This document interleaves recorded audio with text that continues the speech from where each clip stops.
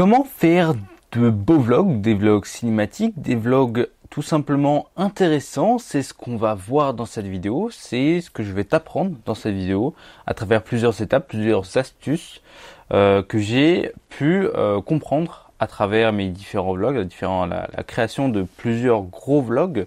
On parle de Auschwitz, quand je suis allé à Auschwitz avec ma copine, la Baie de Somme où on a filmé des otaries, c'était à peu près la même chose, et aussi un autre vlog où on découvre le métier de photographe foot, un photographe sportif. Voilà, j'ai fait 3 gros vlogs et je trouve, de mon point de vue, que j'ai réussi à créer un vlog de qualité, un vlog qui est intéressant à suivre et un vlog où, à la fin, on se retrouve avec un message, une émotion, une histoire et on est content d'avoir regardé cette vidéo-là.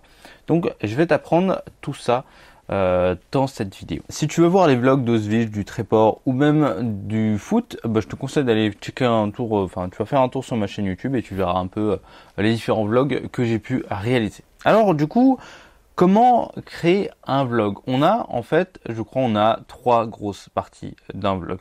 Il y a le côté préparation, le côté tournage et le côté post-production, le montage, etc. Alors pour le montage, on va on va être très rapide en fin de vidéo parce que je vais te montrer une autre vidéo sur ma chaîne YouTube qui va sortir dans les prochaines semaines dans laquelle je te montre comment monter un vlog de qualité. Il y a ça et aussi je le monte devant toi où on l'analyse en détail dans ma formation montage vidéo, le lien est dans la description, voilà, que ce soit pour Auschwitz, le vlog de foot ou le vlog du Tréport. Je te montre tous les backstage de la création, du montage de ces différents vlogs là, comment j'ai choisi les musiques, comment j'ai choisi les plans, comment j'ai créé, on va dire, ce mood, cette émotion, comment j'ai réussi à transmettre ces émotions là. Je te montre tout dans ma formation montage, c'est dans la description. Donc voilà, on a la préparation, le tournage et le montage. Aujourd'hui, on va s'attarder sur la préparation et le tournage. C'est 2 parties extrêmement importantes parce que sans ça, en fait, on va pas pouvoir monter quelque chose. Si on prépare pas son vlog, on va se retrouver avec un tournage catastrophique, on va pas tourner exactement ce qu'on veut et quand on va devoir monter la vidéo, on va être complètement, en fait, on va être frustré de pas avoir ce qu'on veut comme vidéo, comme plan, pour du coup créer un montage de qualité, un vlog de qualité. Donc c'est pour ça que c'est important quand même de préparer au maximum les vlogs, parce que c'est déjà des tournages très longs, très compliqués, très durs, très denses en fait. En très peu de temps, tu dois tourner un maximum de choses, mais il faut aussi profiter de son voyage, etc. Enfin, il y a énormément de choses à faire là-dedans. Donc il faut quand même réussir à faire le plus en le moins de temps, le plus, que ce soit en termes de plans, de différents plans, de valeurs de plans, voilà, d'amener un maximum de rush pour, du coup, la partie montage. Donc, dans la préparation, moi, à chaque fois que je me pose sur mon bureau et que je réfléchis à, voilà, j'ai envie de créer un vlog, je me dis, ok, qu'est-ce que je veux filmer? Pourquoi je veux le filmer? Quel est le but de la vidéo? Quels sont les messages et les émotions que j'ai envie de transmettre à travers ma vidéo? Ça, ce sont, on va dire, l'habillage complet. C'est vraiment le résultat. Je pars du résultat de la vidéo que je veux avoir pour ensuite pouvoir créer tout le long de ma vidéo. Alors, savoir ce que tu veux filmer, ça va dépendre simplement de ton projet. Moi, on est parti, avec Emma, on est parti visiter les camps d'extermination d'Auschwitz. On avait envie de filmer notre réaction, comment nous, jeunes nés dans les années 2000, pouvons imaginer ce qui s'est passé dans les années 1940. Tu vois. On voulait faire ça, laisser une sorte de témoignage de personnes nées en 2000 et créer aussi un souvenir pour nous. Pour nous, plus tard, dans 10-20 ans, pouvoir regarder de nouveau cette vidéo et ressentir exactement les mêmes émotions qu'on a ressenties. Alors ça, c'est ce que on a voulu filmer. Pourquoi est-ce que tu veux le filmer? Nous, c'était à la fois pour faire un témoignage, pour montrer aux autres ce qui s'est passé, ce qu'on a pu voir, parce qu'on a eu, on va dire, la chance d'aller pouvoir visiter le camp, pour vraiment le montrer aux autres, et aussi, du coup, pour se créer notre propre souvenir de ce qu'on a vu et de ce qu'on a vécu.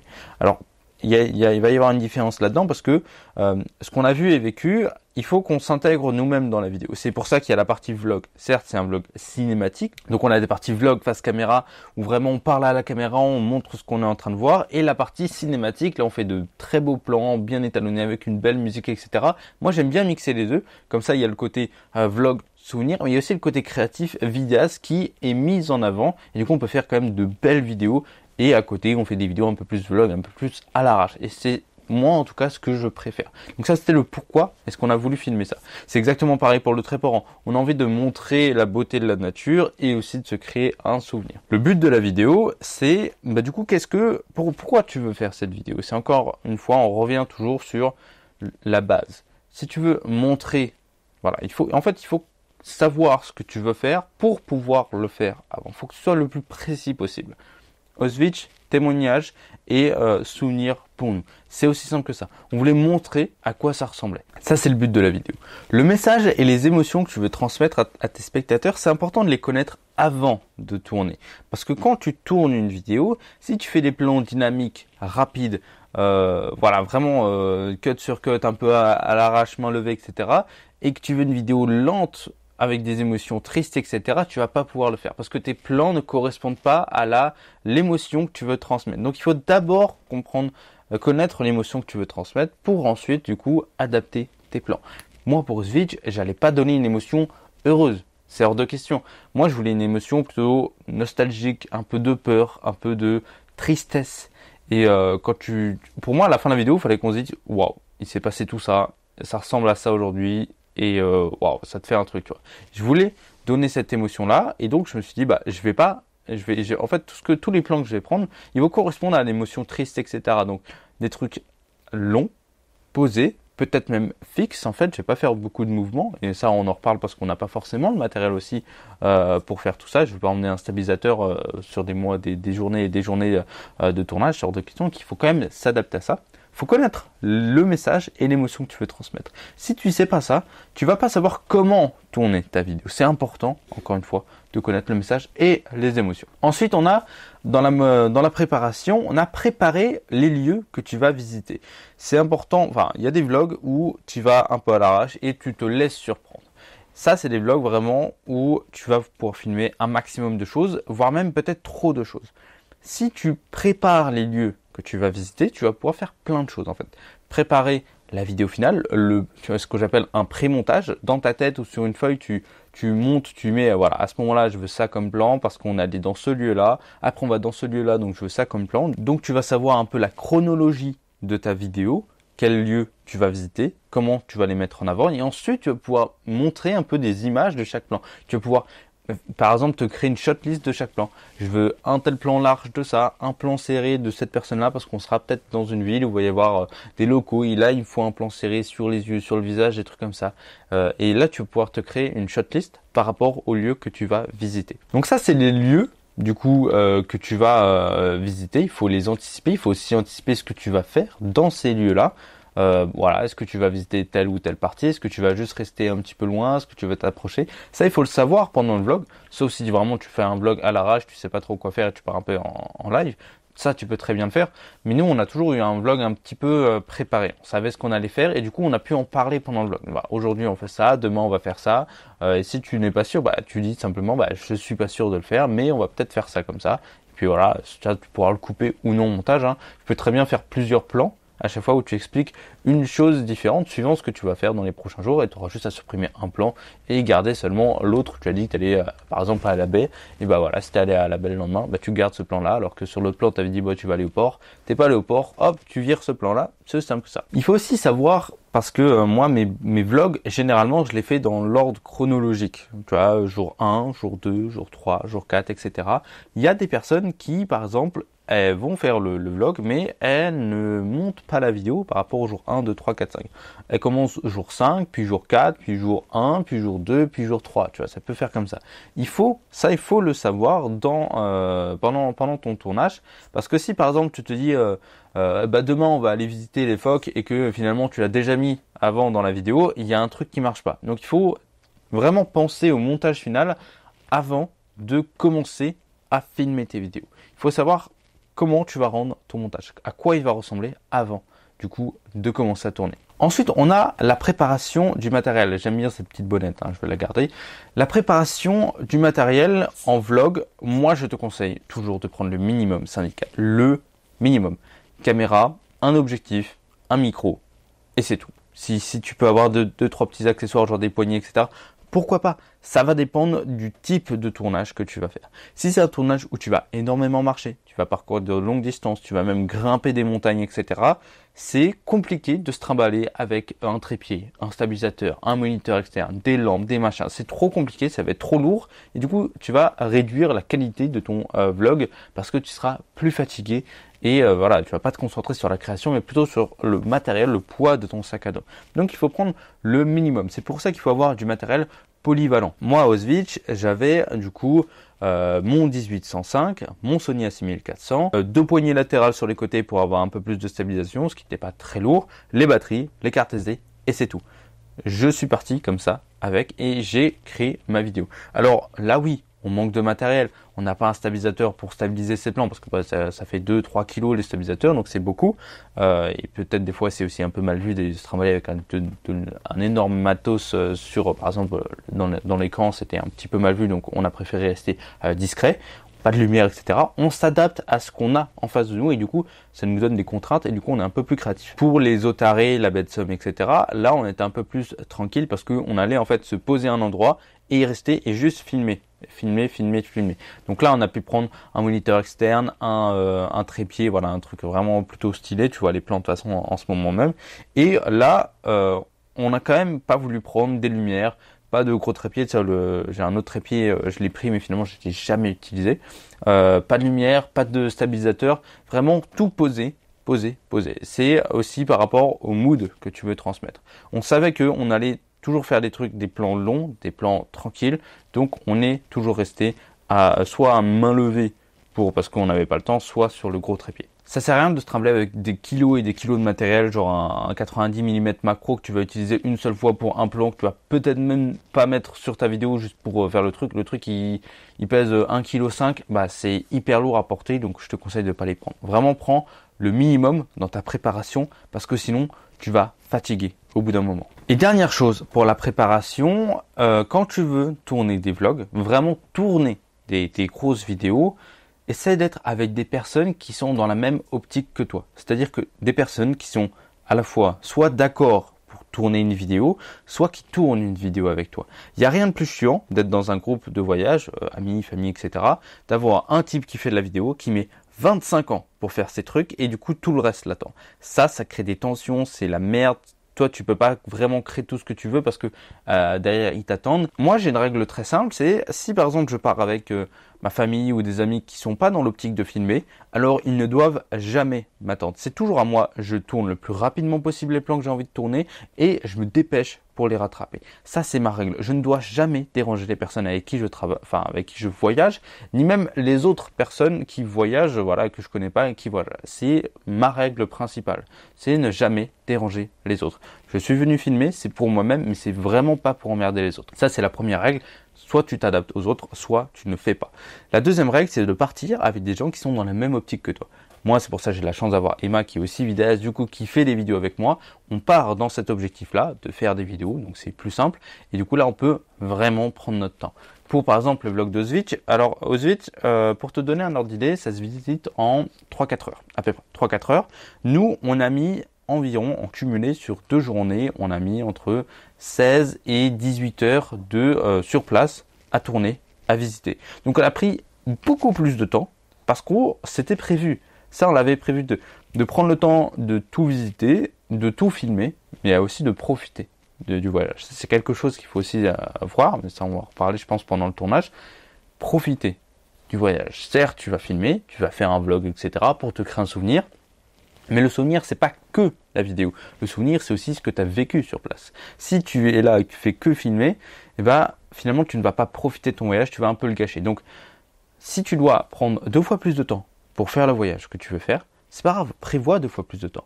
Tu tournes le matin et tu profites du même endroit l'après-midi, c'est pas grave, mais il faut profiter, c'est hyper important de profiter. Nous, à chaque fois, on prend des heures et des heures et des heures pour à la fois filmer et profiter aussi de notre voyage. On n'est pas tout le temps l'œil rivé sur notre caméra. Des fois, elle est là, on peut avoir un beau plan, mais des fois, on ne le prend même pas, juste on regarde avec les yeux et c'est important aussi ça de comprendre. Pour résumer la partie préparation montage, il faut que tu saches exactement ce que tu veux filmer, pourquoi tu veux le filmer, le but et surtout l'émotion que tu veux transmettre. Tout ça, tu vas pouvoir le répercuter sur le tournage. Il faut aussi que tu te prépares un maximum, que ce soit avec les personnes avec qui tu vas partir en voyage, comment tu vas t'y prendre pour tourner, est-ce que tu vas avoir le temps, est-ce que tu vas pas avoir le temps, est-ce que tu vas avoir du gros matériel ou pas, comment tu vas t'adapter avec ce matériel-là, essayer d'avoir une shotlist des plans que tu vas pouvoir tourner, ça c'est hyper important, comme ça tu ne perds rien, tu fais ta shotlist et ensuite tu pars en complète run and gun, ça c'est trop bien quand tu fais des vlogs, c'est vraiment tu t'amuses à créer de nouveaux plans, mais une shotlist c'est toujours intéressant à avoir.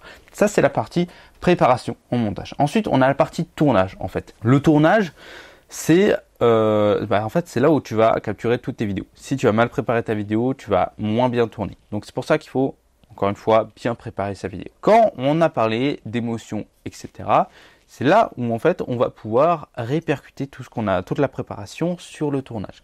Si par exemple, encore une fois, mes émotions sont tristes, le mood de ma vidéo sera lent, c'est ce que j'ai prévu de faire, alors au tournage, je prends le temps de faire des vidéos. Je tourne, hop, je tourne, je pose la caméra, je prends 10, 20 secondes de rush pour la même vidéo. Même si c'est un plan fixe, je prends 10 ou 20 secondes. Petit tips bonus, quand tu prends des vidéos, prends toujours 2-3 secondes avant de prendre ta vidéo, tu enregistres 2-3 secondes avant, et quand tu as fini ton plan, tu penses avoir fini ton plan, tu attends encore 2-3 secondes. Comme ça, si par exemple tu te retrouves en post-production et que là il te manque un dixième de seconde et que du coup si tu l'avais pas filmé parce que tu avais arrêté ta vidéo trop tôt, là c'est chiant, tu dois faire des remapages temporels pour allonger un petit peu la vitesse du truc, enfin bref, c'est un enfer. Alors que si tu avais pris beaucoup plus large en termes de vidéo, tu vas toujours être large en termes de montage et du coup tu vas pouvoir plus te faire plaisir et ne pas te retrouver. Voilà, il manque un dixième, une seconde, 2 secondes par-ci, voilà, c'est trop chiant. Donc, prends 3 secondes avant, 3 secondes après au tournage à chaque fois. Aussi une autre question, est-ce que tu veux te montrer pendant tes vlogs? La plupart des personnes qui font des vidéos cinématiques, des vidéos de voyage, ça va être des vidéos de 2 ou 4 minutes maximum, et c'est tout. Enfin, on montre ce qu'on a vécu, mais alors que le vlog, c'est complètement différent. Le vlog, ça peut durer 10, 15, 40 minutes, 1h30, peut-être même. Moi, ma vidéo de Switch, elle dure 45 minutes, tu vois, donc c'est énorme. Et j'ai choisi de me montrer moi. Alors, il y a les timides qui veulent pas se montrer, etc. Mais si c'est une vidéo souvenir pour toi-même, il faut te montrer. Pour moi, il faut te montrer. Il faut aussi te montrer si tu veux montrer aux gens comment toi, personnellement, tu as vécu cette aventure-là, etc. Ça peut être important. Moi, je pense que c'est important parce que j'ai aussi une communauté. Si je passe 45 minutes à faire un documentaire et pas un vlog, tu vois, c'est différent. Alors qu'un vlog, on peut suivre moi, mes émotions, ce que je pense, comment je le vis. Et c'est pour ça qu'il faut montrer sa tête. Alors, il y a montrer sa tête et faire des superbes plans cinématiques de sa tête. Ça, c'est non. Dans mes vlogs, je fais la partie vlog face caméra, un peu à l'arrache, voilà, main levée, etc. Pas grave si c'est mal étalonné, pas grave si c'est mal exposé, pas grave si c'est mal cadré, pas grave si on voit que la moitié de mon visage, pas grave si le son il est un petit peu compliqué, un petit peu grave quand même, mais ça va.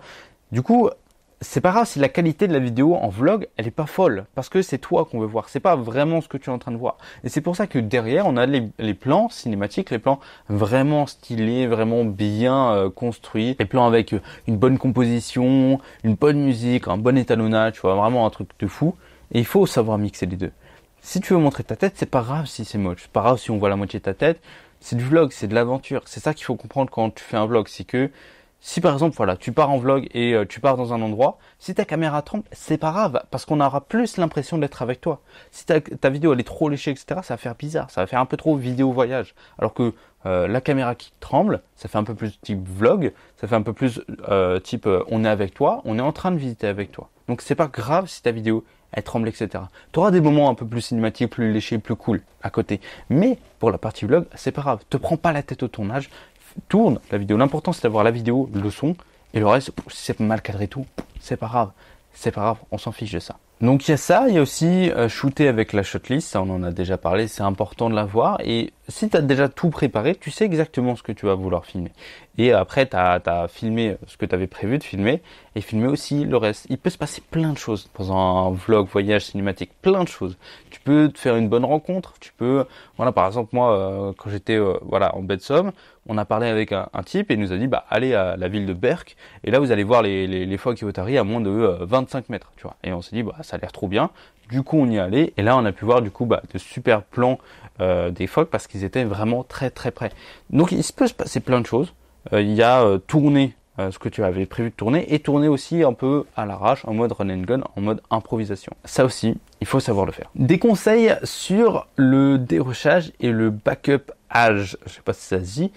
Si tu peux, dérush et backup tes vidéos. Moi, quand je pars, si j'ai la possibilité d'avoir mon PC, de pouvoir faire des backups et des doubles backups, bah, je le fais. Je le fais sans problème. Dès que je rentre chez moi, je balance tout sur les disques durs, je fais les doubles sauvegardes. Au cas où, simplement, bah, j'ai une carte SD qui plante ou un disque dur qui plante, ou simplement que voilà, j'ai atteint la limite de stockage. Bon, maintenant je prends hyper large, je suis au téra de stockage pour chacun de mes projets, donc je suis tranquille.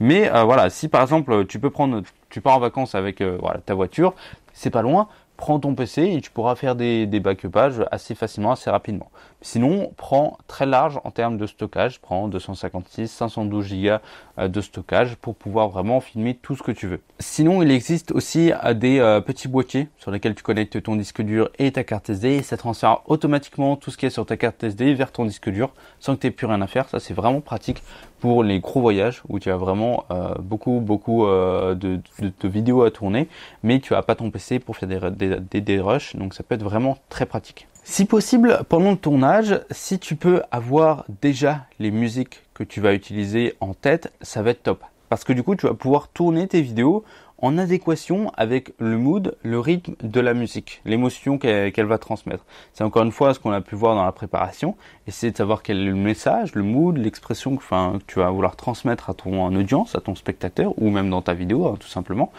Et du coup, si tu peux avoir les musiques, bah, ça va être top, parce que du coup, tu vas déjà savoir quel sera à peu près le rendu et la durée de la vidéo. Si ta musique elle dure 2 minutes, ça va être un peu compliqué de filmer 10 heures de vidéo ou seulement une minute de vidéo. Tu vois. Il faut savoir déjà matcher avec la musique, que ce soit en termes de temps, mais aussi en termes de rythme, de mood, d'émotion que tu vas transmettre. Et dernière chose pour le tournage, quand tu vas faire ton vlog, bon bah généralement tu le fais à 18 mm, vraiment pour avoir un grand angle pour te voir et tout. Mais si tu peux, que ce soit pour la partie vlog ou aussi pour la partie un peu vidéo plus cinématique, etc., plus léché, varie. Que ce soit les focales, mais aussi les types de plans que tu vas avoir. Alors pour les focales, c'est bien d'avoir un objectif, un zoom. Moi j'ai un 18-105 mm f4, c'est plutôt cool. Et du coup ça me permet vraiment d'avoir du grand angle, mais aussi un angle un peu plus serré, jusqu'au 105 mm. Donc ça c'est vraiment top. Emma par exemple, elle de son côté, elle a un 18-300 mm. Donc là pour les phoques et les otaries, ça a été top du top, tu vois. On pouvait faire du vlog avec, mais aussi directement filmer les phoques directement dans la même vidéo. Et ça, c'était top. Cette capacité, en fait, à pouvoir créer plusieurs plans différents avec des focales différentes, c'est ça qui va créer, en fait, la richesse de ta vidéo. La richesse du côté de la belle vidéo. Si tu as tout le temps des plans grand angle style iPhone, téléphone, bah, c'est nul. Parce que la vidéo, bah, elle va pas sortir de l'ordinaire. Alors que si à chaque fois tu varies, tu fais un 18 mm, un plan large, voilà, puis tu vas chercher un petit peu plus de détails, puis tu écrases la profondeur avec un 300 mm. Ça va pouvoir te créer vraiment une richesse de plans qui va du coup rendre ta vidéo plus captivante, plus intéressante. On a la richesse des focales, mais aussi la richesse des angles de vue différents. Ça peut être intéressant bon, voilà, si tu filmes à hauteur d'œil, bon, top. C'est bien, mais du coup c'est comme on voit d'habitude. Et si tu as ça sur toute ta vidéo, même avec des focales différentes, il va y avoir un truc qui manque, tu vois. Alors que si tu te baisses, tu vas en haut, voilà, tu essaies à chaque fois de tourner autour de ton sujet, que ce soit autour ou même en hauteur et en bas, tu vois. Tu filmes d'en bas, d'en haut, etc. Bah ça va créer une richesse.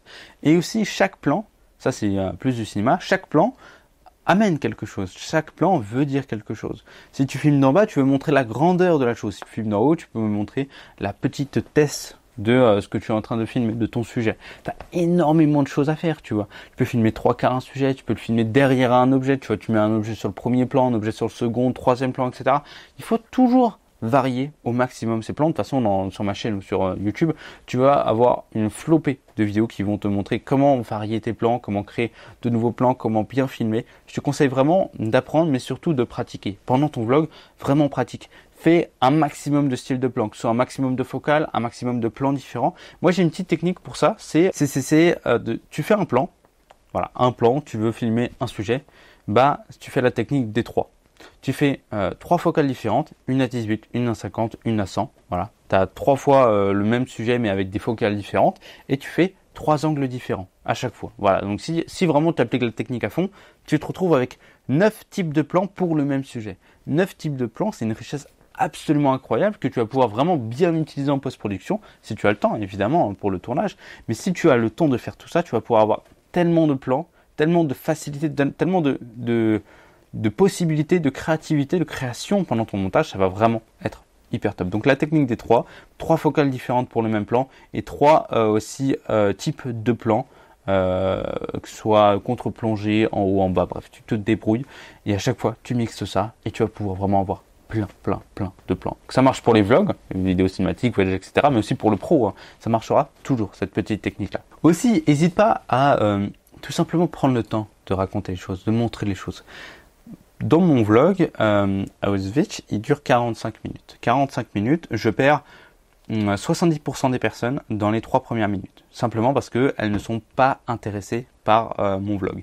Mais du coup, le reste, les 30%, franchement, sur 45 minutes, franchement, la ligne était sans à peine. Et à la fin, je me retrouve avec 20, 25, 30% des fois de personnes qui ont regardé ma vidéo jusqu'au bout. Tout ça pour te dire en fait que si la personne, ça fait 5, 10, 15 minutes qu'elle a regardé ta vidéo, elle va rester jusqu'au bout. Elle va pas s'arrêter en plein milieu de la vidéo, c'est un peu stupide. C'est comme s'arrêter en plein milieu d'un film. Ça arrive, mais c'est rare. Donc c'est pas grave si au début tu mets tu bombardes un peu sur le fait qu'il faut rester sur la vidéo, etc. Donc le montage doit être top au début, mais à la fin, il peut être plus lent. Tu peux plus prendre le temps de raconter les choses, de montrer les choses, de laisser le plan couler. C'est ça un petit conseil vraiment. Si la personne, ça fait 5, 10, 20 minutes qu'elle regarde, elle va regarder jusqu'à 25, 30, 45 minutes. Après, si ça dure 6 heures, peut-être pas, tu vois, mais vraiment les personnes qui s'engagent à regarder, elles vont généralement jusqu'au bout. Donc tu peux prendre le temps de raconter des choses. Donc au tournage, encore une fois, tu peux prendre le temps de filmer des choses tranquillement et de parler à la caméra. Tant que tu apportes toujours un message, donc tu apportes toujours une émotion, donc c'est pas vide, donc on ne ressent pas rien dans ta vidéo, et tu peux continuer à faire la vidéo. Le vlog, c'est vraiment amener d'un point A à un point B. Vraiment montrer à la personne comment tu as voyagé, comment tu as vécu ce voyage-là, et faire comme si elle avait voyagé avec toi. Elle voit exactement la même chose que toi, elle ressent exactement la même chose que toi. Elle discute avec toi à travers le vlog. C'est ça la puissance et la beauté du vlog. Donc ça c'est pour le tournage, et pour le montage j'aurais un seul tips à te dire aujourd'hui, c'est il y a une erreur que tous les débutants font, c'est qu'ils ont fait plein de plans, plein de superbes plans, top du top, voilà, trop content, et on a envie de mettre tous les plans dans la vidéo. Et ça c'est une grosse erreur, parce que du coup le problème, si tu veux mettre tous tes plans dans la vidéo, tu vas avoir trop de plans. Peut-être que tu as fait un superbe plan de sujet A, mais que finalement c'est le seul plan que tu as de lui. Et du coup, dans toute ta vidéo, il sert à rien ce plan-là. Peut-être qu'il est beau, mais il sert à rien. Il amène rien. Il amène rien à la continuité des plans. Et donc, si tu veux le mettre juste parce que c'est un beau plan, tu vas niquer ta vidéo. Donc ça, c'est une grosse erreur que la plupart des débutants font, c'est qu'ils veulent mettre toutes leurs vidéos, toutes leurs belles vidéos dans la vidéo finale, dans le vlog. Et ça, c'est une grosse erreur. Moi, j'ai plein de superbes plans que j'ai jamais mis dans mes vidéos. Simplement parce que mes vidéos, elles ne correspondent pas en fait au plan. Le plan, il n'amène rien à ma vidéo. Le principe d'une vidéo, une belle vidéo cinématique sur laquelle on reste, c'est que chaque plan, chaque seconde, amène sur la seconde suivante. Donc le plan 1, il doit amener sur le plan 2, qui doit avoir une continuité, ensuite jusqu'au plan 3, 4, 5, 6, et chaque plan doit amener à la fin au message. C'est comme un fil conducteur. Si tu mets un gros plan bien beau, etc., mais qui n'a rien à voir avec le fil conducteur, tu vas couper le fil de conducteur de ta vidéo, tu vas couper le message, et du coup, ton spectateur, il va déconnecter. Et c'est là qu'il va pouvoir quitter et arrêter la vidéo. Donc, il faut toujours avoir un fil conducteur qui réponde, que ce soit à la vidéo précédente ou à la vidéo suivante, en adéquation avec la musique, le sound design, la colorimétrie, etc., l'étalonnage. Tout ça doit vraiment amener, encore une fois, au résultat. C'est le principe du montage.